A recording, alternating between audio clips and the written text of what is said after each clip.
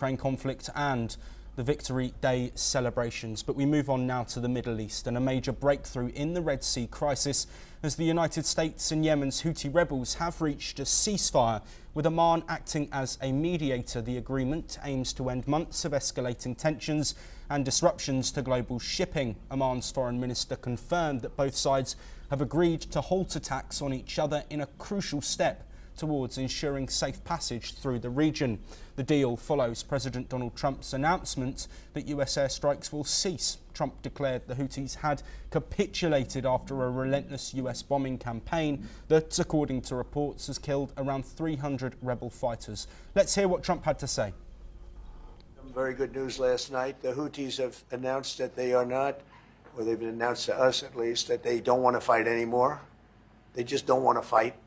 And we will honor that, and we will stop the bombings. And they have capitulated, but more importantly, we will take their word. They say they will not be blowing up ships anymore, and that's what the purpose of what we were doing. So that's just news. We just found out about that.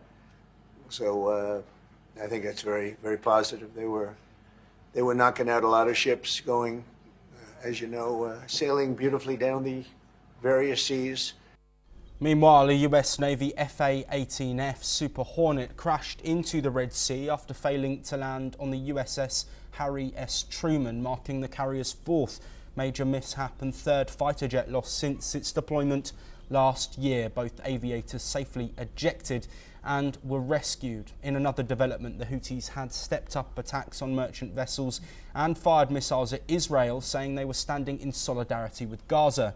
They paused during a Gaza ceasefire but resumed threats in March, prompting the strong US military response.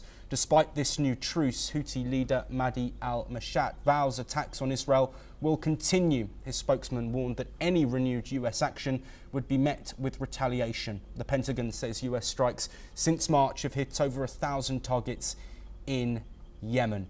Well, joining us to discuss this development is Quinton A. Hitchcock, an American political consultant, joining us from Santa Fe, New Mexico. Quinton, as always, thank you for being here.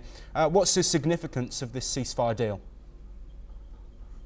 Well, I don't think it's very significant for the time being. I'm glad we came to a ceasefire deal, Joshua, but the reality is if the Houthis are going to continue to fire upon ships in the Red Sea, then the bombings are going to continue. Remember, this is a winning issue for the president. This is something that in America has, I don't want to say unanimous, but certainly bipartisan support.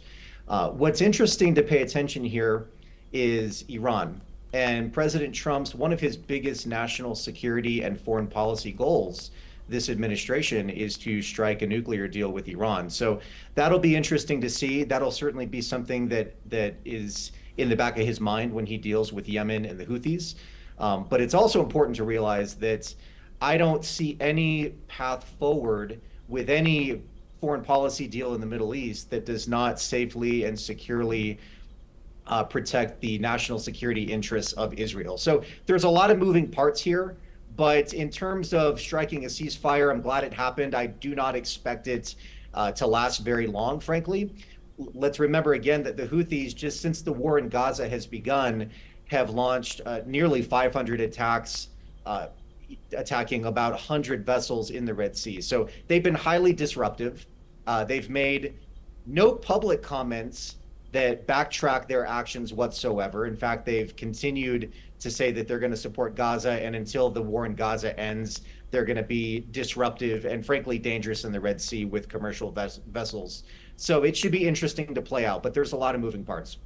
Quinton, I want to look at the fact that the Houthi leader says that Israel isn't part of this ceasefire deal. Given the relationship between Trump, Netanyahu, the US and Israel, do you think if there is a serious bombardment from the Houthis on Israel, that might lead to a resumption of US attacks on the Houthis? 100%. 100%. The United States, and specifically this Trump White House, stands very, very close with Prime Minister Netanyahu and Israel. So that will not change moving forward. I don't see any scenario in which that changes. I also want to point out, I don't know that I'm fully convinced that the Houthis are not considering Israel when it comes to how disruptive they've been with commercial shipping and some of the conflict and the bombings that the U.S. has had with them. So I don't know that they can be trusted to be taken at their word. So we will just wait and see. But one thing is unequivocally clear, and that is the United States will stand firmly with Israel in the region. And like I said earlier, I don't think that will change under any circumstance. Quinton, to bring an end to our discussion, what significance does Trump's visit to Riyadh have? We know that's upcoming with discussions about the stability of the whole Middle East and the wider region. Do you think that meeting has had an impact on this ceasefire deal, and do you think it could lead to any further agreements? Well, it certainly has had an impact on the ceasefire deal. And again, because there are so many players and moving parts in the region, his visit is going to have significant influence on, I'm going to name them off, a nuclear deal with Iran, striking a deal with Gaza, furthering our relationship with Israel, both economically and from a national security standpoint. So there's a lot at stake anytime the president of the United States travels anywhere, much less to the Middle East. It's a significant deal. So I expect a lot to be accomplished from this, but he's definitely sending a message to a lot of the actors in the region that the United States is going to have a somewhat of an involvement in the region in the time moving forward. Quinton A. Hitchcock, thank you as always for joining us and providing an insight in the ongoing situation in the Middle East. That is all that we have time for.